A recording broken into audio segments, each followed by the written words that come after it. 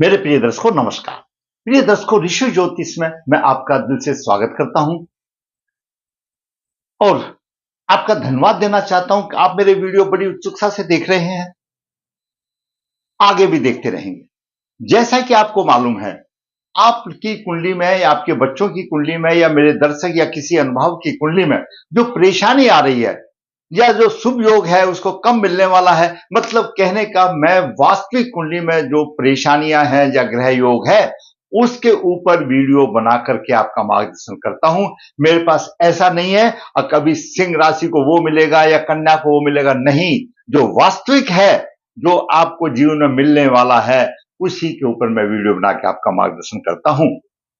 मैं हमेशा कहता हूं, मैं आपको खुले चैलेंज में कहता हूं, आप अगर कोई ऐसा महसूस करते हैं, आप लिख दीजिए कमेंट बॉक्स में, आपका नंबर आने से मैं आपका वीडियो जरूर बनाऊंगा किसी भी एक परेशानी पर। तो एक परेशानी में 15-20 वीडियो हो जाते हैं और कुंडली में तो बहुत कुछ होता है, तो वो संभव नहीं है। उन सब के लिए तो मैं पत्रिकाएं लिखता हूं, मेरी पत्रिकाएं लंबी हो जाती है, हाथ से लिखी हुई पत्रिका हो जाती है, जहां तक को पूरा उसमें निचोड़ आ जाता है और उसको ज्योतिष से संबंधित दर दर भटकना नहीं पड़ता। अब मुझे क्या करना चाहिए वो सब आपकी पत्रिका में मिलता है।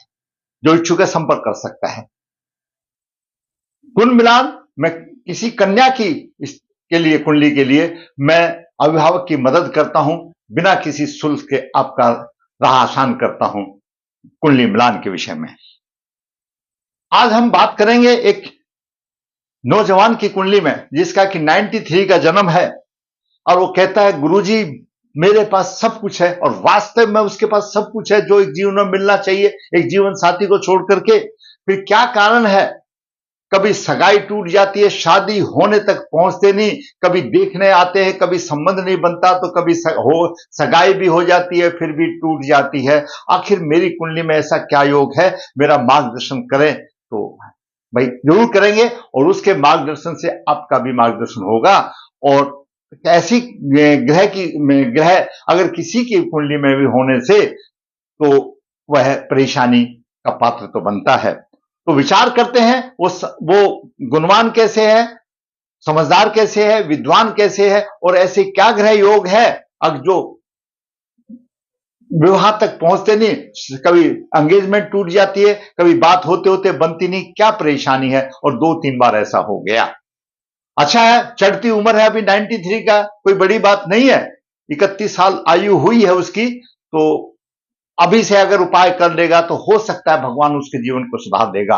दर्शकों, बात करते हैं यह कुंडली के 12 भाव है। ये लगन लगने स्वयं का प्रतिनिधि है। द्वितीय भाव धन का भाव है, धन और कुटुंब का भाव है, वाणी का भी भाव है, और तीर्थ भाव हमारा पराक्रम का, छोटे भाई बहन आदि का भाव है।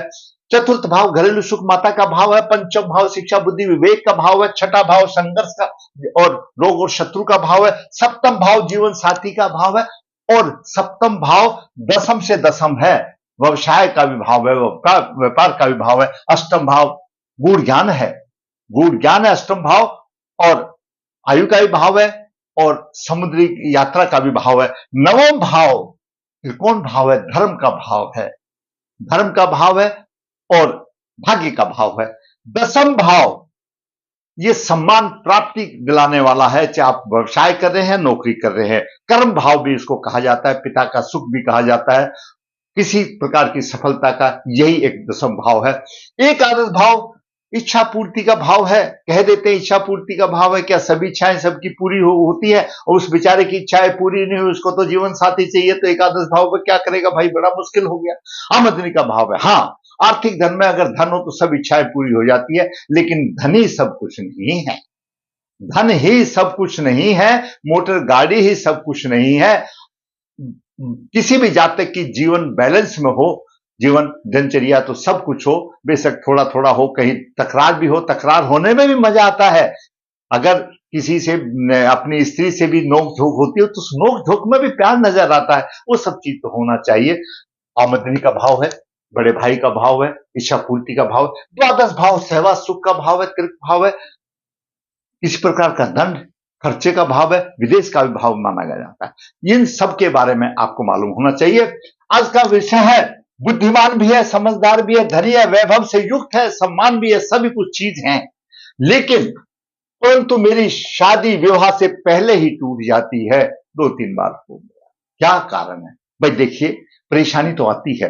एक जब ऐसा होने लगता है, समाज में बदनामी आती है, बोलते हैं यार उसके एंगेजमेंट के लिए आए थे, लेकिन वो हुई थी एंगेजमेंट, टूट गई। दूसरे आदमी से जब वो बोलते हैं, जो एंगेजमेंट करने वाला भी होता है, अपनी जो लड़की देता है, उसका बहुत ही छोटा सा मन होता है, थोड़ी सी बात भी कहीं से सुन लेता है ना, तो ऐसा छोड़ लेता है। अब पता नहीं क्या दोष है, क्या नहीं है, क्या नहीं है। तो यह एक व्यवहारिक बात है, सभी के साथ ऐसा होता है। दाता का जन्म 23 मई 1993 शुक्ल पक्ष 2 मृगशिरा नक्षत्र एक रविवार को हुआ। मृगशिरा नक्षत्र की सर्प योनि है, उनको सर्प काल सर्प योग कराना चाहिए, सर्प योनि वाले को काल सर्प योग कराना चाहिए। जन्म के समय पे वृषभ लगन हुआ, लगन के 10-25 डिग्री है, चंद्रमा उच्च राशि में 24 डिग्री के, केतु 19 डिग्री है, बुध 16 डिग्री 25 लेकर अस्त है, सूर्य 8 डिग्री लेकर के बाद लगन में विराजमान है। तीसरे भाव में मंगल नीच राशि का है और पंचम भाव में गुरु 11 डिग्री लेकर के, सप्तम भाव में राहु 19 डिग्री लेकर के, दसम भाव में शनि शशक योग बना रहा है 6 डिग्री 17 मिनट लेकर के, और शनि धनिष्ठा नक्षत्र में, मंगल के नक्षत्र में। तो शशक योग पूर्ण रूप से उसको नहीं मिलता, क्यों? उसका स्वामी जो है अशुभ स्थान में चला गया। एकादश भाव में शुक्र उच्च राशि में है, कितना अच्छा है शुक्र उच्च राशि में। हम हमेशा बोलते हैं, तोते की तरह बोलते हैं हम, कि शुक्र लक्ष्मी है, शुक्र भोग विलास का कारक है, शुक्र दाम्पत्य सुख का कारक है, और पुरुष जातक के लिए विवाह का कारक है, और जिसका शुक्र अच्छा है उसका जीवन अच्छा व्यतीत होता है। बिल्कुल सही हम बोलते हैं, लेकिन उसको शुक्र को अच्छा करने के लिए जीवन साथी भी तो चाहिए भाई, तभी तो होगा। ये समस्या आ रही है, अगर शुक्र अच्छा फल तभी तो देगा। अब शुक्र का फल क्या है? शुक्र विवाह का कारक है, जैसे आता है फटाफट विवाह कर देता है, और जो दूसरे जो ग्रह है जो विवाह को टालम टोल करते हैं, जो करते हैं वो फटाफट फिर वो कैंसिल भी हो जाता है, सगाई टूट जाती है।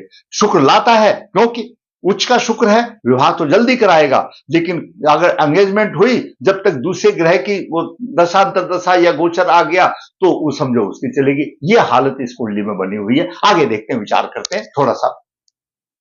वृषभ लगन वाले बलिष्ठ शरीर के होते हैं, बलवान होते हैं और पुरुषार्थी होते हैं। इनका व्यक्तित्व कुछ ऐसा होता है, लोग बाग इनकी तरफ बरबस चले आते हैं, थोड़े शब्द ये बोलते हैं लेकिन उसमें बहुत कुछ कह जाते हैं। उनको हमेशा कुछ ना कुछ करने की धन सवाद पैदा रहती है, योजना से कार्य करते हैं, वो योजना से कार्य करते हैं। संगीत के प्रेमी भी होते हैं, और एकादश भाव में उच्च राशि में है, लगने से एकादश भाव उच्च राशि में, अच्छा वाहन होगा, पराक्रमी होगा, विवेकी होगा, उसके अच्छे मित्र होंगे। और फिर दूसरी बात है, उच्च राशि में है, उच्च राशि में किस में? मीन राशि में हुआ, और मीन राशि का स्वामी गुरु को देख रहा है, सोने पर सुहागा हो गया, अच्छा धनवान जीवन साथी, अच्छा सब कुछ। शुक्र तो जीवन साथी का कारक है, अच्छा देगा, लेकिन आना भी तो चाहिए, टिकना भी तो चाहिए, शुक्र तभी तो देगा। अच्छा वाहन होगा, सब कुछ होगा, वल्ले वल्ले हो जाएगी। गुरु चतुर्थ भाव का स्वामी शत्रु राशि लगन में है, जब लगन में सूर्य हो जाता है, सूर्य चतुर्थ भाव का स्वामी लगन में सूर्य, लगन में सूर्य होते हैं, बाल कमजोर होते हैं, नेत्र रोग हो जाते हैं, केतु के साथ सूर्य शापित योग हो जाता है, और गुरु की दृष्टि है। साधारण तौर पर अगर वृषभ राशि में सूर्य हो और गुरु दृष्टि करे तो उसको सम्मान मिलता है, स्वभाव थोड़ा सा उगता रहता है, नेत्र रोग होते हो तो अलग बात है, लेकिन पीड़ित हो गया, यहां पर एक शापित योग बन गया, सूर्य के साथ केतु आ गया। बात करें चंद्रमा की, चंद्रमा उच्च राशि में है और गुरु देख रहा है। चंद्रमा कहीं पर भी आपकी कुंडली में उच्च राशि में हो और गुरु उसको देखे, तो ऐसा जातक धर्मात्मा होगा, माता पिता का उसका पूर्ण सुख मिलता है, सम्मान मिलता है, कल्पनाशील होता है, किसी भी काम को पूरी लगन से वो करता है, ऐश्वर्यवान होता है, व्यवहार कुशल होता है। गुरु देख रहा है, कितनी अच्छी कुंडली है, और गुरु चंद्रमा को भी देख रहा है, गुरु सूर्य को भी देख रहा, बुध अस्त है तो गुरु तो देख रहा है, वह गुरु अपना काम कर रहा है। हालांकि गुरु वृषभ लगन के लिए अकारक है, अष्टम भाव का स्वामी, एकादश भाव का स्वामी, लेकिन दर्शकों गुरु के बारे में ऐसा है, हम जब पढ़ते थे पूरा दोहा तो मुझे याद नहीं, लेकिन उसका सारांश में बता देता हूं। जो इत्र बेचने वाला है उसके साथ अगर रहोगे तो बिना कुछ लिए दिए आपको इत्र की खुशबू तो आ जाएगी। तो गुरु एक ऐसा सात्विक ग्रह है, कितना भी अशुभ कारक होने दो, वो अपना जो अशुभता देगा लेकिन उसको अच्छे रास्ते पर चलाएगा, उसका ज्ञान भी वर्तित करेगा। गुरु की ये आदत है, उसका नीतिवान बनाएगा, उसको सब बनाएगा। और यहां पर अष्टम भाव का स्वामी पंचम भाव में गूढ़ ज्ञानी भी होगा, गूढ़ ज्ञानी भी होगा गुरु, और क्योंकि पंचम भाव विद्याकार, अष्टम भाव गूढ़ ज्ञान का है, ऐसे जातक तो पीएचडी करते हैं जिसका अष्टम भाव बलवान होता है और पंचम भाव का संबंध हो, तो ऐसे जातक तो पीएचडी करते हैं। तो गुरु के बारे में ऐसा, गुरु अच्छा बना रहा है, उसको विद्वान बना रहा, पराक्रमी बना, उच्च शिक्षा बन रहा है, अध्ययनशील बन रहा है, धन और आमदनी की कोई दिक्कत नहीं। निज दृष्टि से भाग्य भाव को देख रहा है, लेकिन यहां मंगल उस दृष्टि से देख रहा है। वो तो एक ग्रह कोई अगर नुकसान भी करेगा तो दूसरा तो ग्रह देख रहा है, मंगल यहां पर उस दृष्टि से देख रहा है। मंगल भाई बहनों के सुख में तो कमी परेशानी दे रहा है, और मंगल अष्टमेश सप्तम भाव का स्वामी है और तीर्थ भाव में है।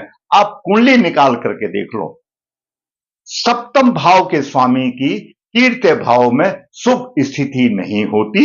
हमारा ज्योतिष शास्त्र का कथन है, सप्तमेश अगर तीसरे भाव में हो तो वह शुभ नहीं माना जाता। किसी तरह से संतान की दिक्कत आती है, वैसे दिक्कत आती है। अगर पाप प्रभाव हो, सप्तमेश तीर्थ भाव में हो, पाप प्रभाव हो, तो उसका जीवन साथी का आचरण अच्छा नहीं होता। ये एक साधारण सी बात है, एक साधारण सा योग है, किसी उसका अच्छा नहीं होता। लेकिन यह तो आ ही नहीं रहा, अच्छा बुरा तो बाद में देखेंगे, वो देखते हैं फिर आ क्यों नहीं रहा है, तो जीवन साथी का आचरण अच्छा नहीं होता। शुक्र मैंने आपको बता दिया लग्नेश है। शनि नवम भाव का स्वामी, दसम भाव का स्वामी, शशक योग बना रहा है और धनिष्ठा नक्षत्र में, धनिष्ठा नक्षत्र का स्वामी कमजोर है तो पूर्ण फल नहीं मिला, लेकिन अच्छा है दसम, और अपने अपने उसमें है, व्यवसाय अच्छा है, प्रतिष्ठा अच्छी है, कमजोर से ही लेकिन अच्छा तो है।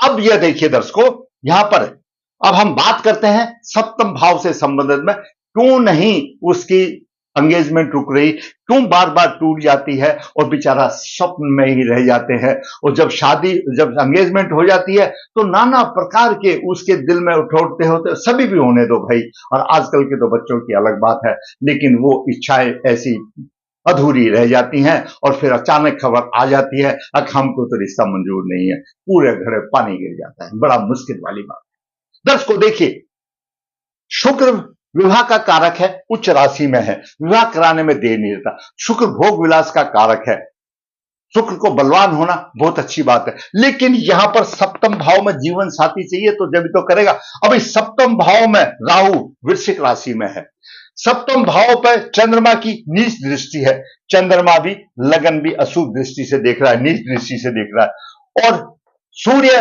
वैसे ही अशुभ माना जाता है दसम उसके लिए, जीवन साथी के लिए सूर्य की भी दृष्टि है, केतु की भी दृष्टि है। ये जितने भी हैं सब में सप्तम भाव में चंद्रमा केतु सूर्य का अशुभ प्रभाव है और शनि का भी अशुभ प्रभाव हो गया। यानी सप्तम भाव में राहु हो गया, सप्तमेश की अलग स्थिति अशुभ स्थिति होगी, सप्तमेश राहु से भी पीड़ित हो गया और सप्तम भाव भी पीड़ित हो गया, शनि का भी अशुभ प्रभाव हो गया, केतु का भी अशुभ प्रभाव हो गया, लग्नेश स्वयं चंद्रमा उसका भी अशुभ प्रभाव हो गया और कहीं ना कहीं सूर्य का भी अशुभ प्रभाव। जितने भी पाप ग्रह हैं, जितने हैं, कितने पाप ग्रह, सूर्य शनि राहु केतु मंगल, इन्हीं को उग्र ग्रह बोलो या पाप ग्रह बोलो, तो मंगल तो वैसे ही पीड़ित हो गया राहु से और चंद्रमा नीच दृष्टि से देख रहा है, केतु आ गया, सूर्य आ गया और शनि की दसम दृष्टि हो गई, सप्तम भाव पर भारी पाप प्रभाव हो गया। शुक्रदेव अपना काम करते हैं, घेर घोट के जिसको बोलते हैं साधारण भाषा में लेके आते हैं, एंगेजमेंट करने वालों को उसकी एंगेजमेंट कर दो और शुक्र से एंगेजमेंट हो जाती है, और जब इनकी किसी की भी जब बारी आती है तो दूर धकेल देते हैं, नहीं शादी नहीं होगी। ये परेशानी है, ये दिक्कत है उसकी, शादी नहीं होने के। उपाय है, उपाय करके देखिए, लोगों को भी फायदा मिला है। हमेशा सकारात्मक विचार की तरफ सोचिए, और हम दर्शकों कुछ कर भी तो नहीं सकते बिना उपाय के, हम सिर्फ मनुष्य योनि में है, हम उपाय कर सकते हैं, उसको बाकी सब उसके कर्म अच्छे रहे, या धन भी मिला, मोटर गाड़ी भी मिला, सब कुछ मिला और गुरु ने सब कुछ दिया, गुरु ने सप्तम भाव को अभी देख लिया होता तो जीवन साथी भी अच्छा मिल जाता। शुभ दृष्टि तो होनी चाहिए, नहीं हुई। उपाय दर्शकों, शापित कुंडली, शापित दोष निकालना चाहिए, सूर्य को जल देना चाहिए, और सर्प योनि है और केंद्र में राहु केतु है, कालसर्प दोष है, कालसर्प दोष निवारण करना चाहिए। मंगल राहु से पीड़ित है, दोष निकालना चाहिए, पित्त दोष निकालना चाहिए। पित्त दोष निकालने के बाद ऐसा जातक कोई भी हो, स्त्री हो जातक हो, आप सभी के नोट कर लो, मैं हमेशा ही बताता हूं, ये सब दोष निकालने के बाद कन्या है तो कुंभ विवाह करे, और पुरुष है तो अर्क विवाह करे और फिर छोड़ दे श्री प्रभु के ऊपर। अब जो हम कर सकते तो हमने किया, अभी तुम्हारी मर्जी, जैसा भी कर, आपकी मर्जी, हम और कुछ तो कर नहीं सकते, फल तो उस प्रभु ने देना। मैं हमेशा कहता हूं किसी ज्योतिषाचार्य पंडित जी के पास जादू की छड़ी नहीं है, जादू की छड़ी है तो सिर्फ आपके पास है, आपके पास श्रद्धा है, श्रद्धा से आप काम करोगे। हमने जीवन में लोगों को सुखी होते हुए देखा है और ये चीजें टल जाती है, अच्छी आ जाती है, बढ़िया आ जाती है। और ऐसे जातक को उपाय करके कुंभ विवाह या अर्क विवाह, लड़का पुरुष है तो अर्क विवाह करना चाहिए, तो हमेशा उसको फायदा मिलेगा। छोटा सा वीडियो, परेशान हो रहा है अब गुरु जी मैं क्या करूं, गुरु की महादशा चल रही है, अष्टमेश है, शुक्र उच्च का है, गुरु तो अच्छा फल दे रहा है नकारात्मक होते हुए भी, क्योंकि शुक्र को देख रहा है। ये जातक स्वयं चरित्रवान है तो शुक्र और लग्नेश है, शुक्र पीड़ित नहीं है, गुरु से देख रहा है। कितना भी आपके दोष पाप ग्रह होने दो किसी लगन के ऊपर या लग्नेश के ऊपर, अगर गुरु लगन लग्नेश को देख रहा है तो ऐसा जातक बहुत ही अच्छा चरित्रवान होगा। और फिर उसके साथ जब ऐसा हो जाता है ना, भाई दुख तो सभी को ही होता है, अब मेरे अंदर क्या कमी है, पैसा भी है, मोटर गाड़ी भी है, सब कुछ है, शोहरत भी है, समान सम्मान भी है, और फिर भी शादी होती है तो आगे बढ़ती नहीं, और उसके विचार मन में ही मन में रह जाते हैं। अगर आपको मेरा वीडियो अच्छा लगा, मैंने दोस्त ही बताया, उपाय बताया, तो मैं कहता हूं आप लाइक करें, शेयर करें, और जिसने मेरा चैनल सब्सक्राइब नहीं किया सब्सक्राइब करें, ताकि मेरा मनोबल भी ऊंचा हो और इसी प्रकार वास्तु कुंडली बनाने में मुझे भी मजा आए आपका मार्गदर्शन करने के लिए। फिर कहता हूं आपको कोई भी समस्या है आप लिख तो दीजिए, नई नई समस्या आएंगी, मेरा भी ज्ञान वृद्धि होगा। जितने मैं ज्यादा पत्रिकाएं देखूंगा उतने ही मेरे भी ज्ञान की वृद्धि होगी। और दर्शकों आप कमेंट्स जरूर लिखिए, कमेंट्स लिखने से मेरा उत्साह भी बढ़ता है, मेरा मार्गदर्शन भी बढ़ता है। और जिसको भी देखते हैं आप अच्छा लगा है तो लाइक अवश्य करें, अगर आप समझते हो खराब है तो मुझे कोई दिक्कत नहीं, आप डिसलाइक कर दीजिए, लेकिन दो शब्द तो लिख दीजिए क्या कमी है, ताकि मेरा मार्गदर्शन हो। फिर कहूंगा अच्छा लगा तो लाइक करें, शेयर करें, चैनल सब्सक्राइब नहीं सब्सक्राइब करें। धन्यवाद।